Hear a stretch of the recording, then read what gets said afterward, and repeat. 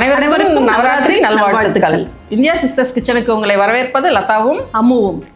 இன்னைக்கு நவராத்திரி ஸ்பெஷலாக பாசிப்பருப்பு ஜவ்வரிசி பாயசம் செய்யலாம். அம்மனுக்கு உகந்த இந்த பாசிப்பருப்பு ஜவ்வரிசி பாயசம் பண்டிகை காலங்களில் தான் செய்யணும்னு அவசியம் இல்லை. நார்மல் டைம்ஸில் கூட வீட்டில் இருக்கிறவங்களுக்கு அடிக்கடி செஞ்சு கொடுக்கலாம். நாம் எத்தனை விதமான ஸ்வீட்ஸ் செஞ்சு சாப்பிட்டாலும் நம்ம பாரம்பரியமான ஸ்வீட்ஸ்க்கு இருக்கிற மனமும் சுவையும் தனி தான். அப்படிப்பட்ட பாசிப்பருப்பு ஜவ்வரிசி பாயசம் பக்குவமாக எப்படி செய்யுதுன்னு பார்க்கலாமா? அதுக்கு முன்னாடி இந்தியா சிஸ்டர்ஸ் கிச்சன் சேனலை சப்ஸ்கிரைப் பண்ணி வச்சுக்கோங்க. பக்கத்தில் இருக்கிற பெல் ஐக்கானை ப்ரெஸ் பண்ணி வச்சுக்கோங்க. அப்போ தான் நாங்கள் போடுற வீடியோஸ் உங்களால் உடனே பார்க்க முடியும். இப்போ வாங்க செய்ய ஆரம்பிக்கலாம்.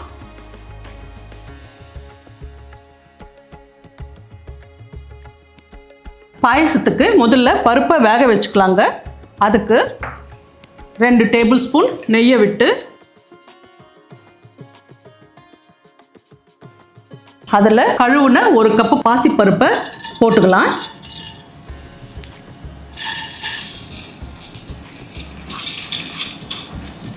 அக்கா அதை கலந்து விடுங்க.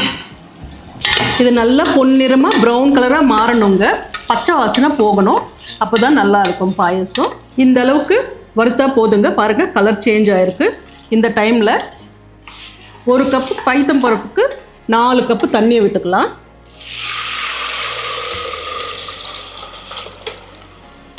நாலு கப்பு விட்டு 2 விசில் வர வரைக்கும் வேக வச்சுக்கோங்க.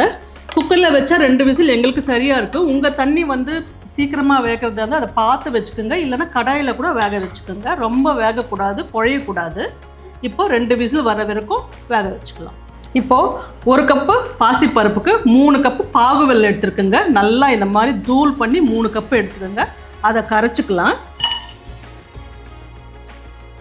3 கப்பு வெல்லத்துக்கு 1 கப்பு தண்ணி. இது நல்லா கரைஞ்சால் போதும். பாகெல்லாம் தேவையில்லை, கரைஞ்சால் மட்டும் போதும். இதை வடிகட்டிட்டு நம்ம ஜவ்வரிசியை வேக வச்சுக்கலாங்க. அடுத்து 1/2 டேபிள் ஸ்பூன் நெய்யை விட்டு அதில் 1/2 கப் ஜவ்வரிசி, நான் நைலான் ஜவ்வரிசி எடுத்துருக்கேங்க, அதை போட்டு வறுத்துக்கலாம்.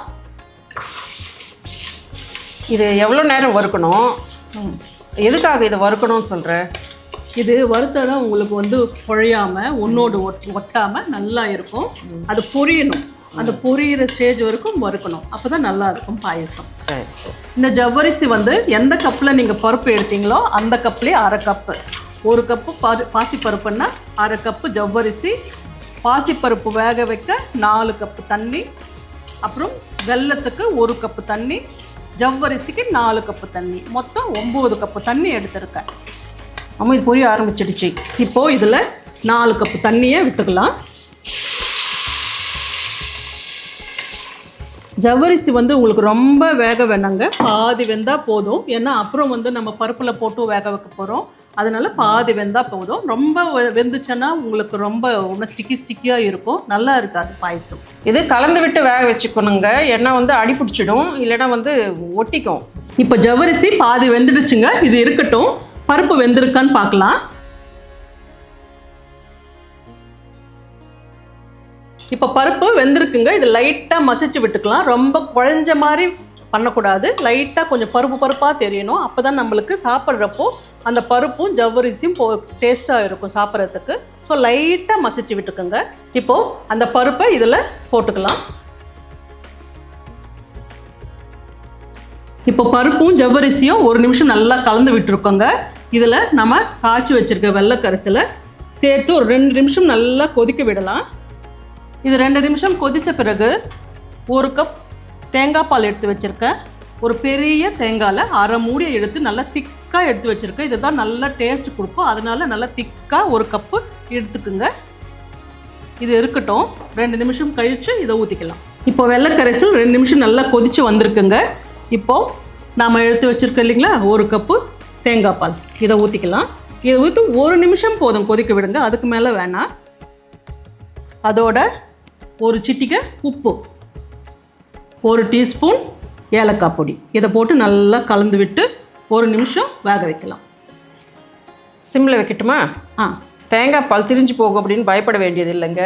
ஆமாம், சிம்மில் வச்சுட்டு கலந்து விட்டோம்னா எதுவும் ஆகாது, நல்லாயிருக்கும். உங்களுக்கு இவ்வளோ தண்ணி ஊற்றுனதால ரொம்ப தண்ணியாக இருக்கும்னு நினைக்காதீங்க. இந்த பாசிப்பருப்பும் ஜவ்வரிசி ஆற வார திக்காக ஆகிடும். அதனால் ஃபஸ்ட்டு வந்து கொஞ்சம் தண்ணியாக தெரியும் உங்களுக்கு, ஆற ஆற உங்களுக்கு திக்காகிடும். இப்போது பருப்பு, ஜவ்வரிசி, தேங்காய் பால், வெல்லம் எல்லாம் கலந்து 1 நிமிஷம் கொதிக்க விட்டாச்சுங்க. இதை இறக்கிடலாம். இறக்கிட்டு இதுக்கு தேவையான முந்திரி திராட்சையை வறுத்துக்கலாம். இப்போது பாயசத்துக்கு தேவையான முந்திரி திராட்சையை வறுத்துக்கலாம். அதுக்கு ஒரு 2 டேபிள் ஸ்பூன் நெய்யை விட்டு அதில் ஒரு 1/4 மூடி தேங்காய் வந்து இந்த மாதிரி குட்டி குட்டி பீஸாக பண்ணி வச்சுருக்கேன். இதை முதல்ல வறுத்துக்கலாம். முந்திரி திராட்சையோட இந்த தேங்காய் இது மாதிரி சின்ன சின்ன பல்லாக வெட்டி அதில் கலந்து சாப்பிட்டு பாருங்கள், ரொம்ப அருமையாக இருக்கும் டேஸ்ட்டு. அவன் போதும்னு நினைக்கிறேன் பாரு. ஆமாம், இப்போ தேங்காய் பாதி வறுப்பட்டுடுச்சுங்க. இதோட 10 முந்திரியை போட்டு வறுத்துக்கலாம். இப்போ முந்திரி லைட்டாக வறுப்பட்டுடுச்சுங்க. அதோட ஒரு 10 திராட்சையும் போட்டிருக்கேன். இது எல்லாம் வறுப்பட்டதும் எடுத்து பாயசத்தில் போட்டுக்கலாம்.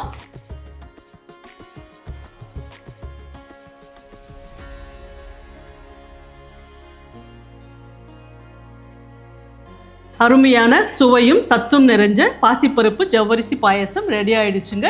இதே மாதிரி நீங்களும் செஞ்சு பாருங்கள். இந்த வீடியோ உங்களுக்கு பிடிச்சிருந்ததுன்னா லைக் பண்ணுங்கள், ஷேர் பண்ணுங்கள், கமெண்ட் பண்ணுங்கள். இதே மாதிரி ஒரு நல்ல ரெசிபியோட அடுத்த வீடியோவில் பார்க்கலாம். நன்றி, வணக்கம்.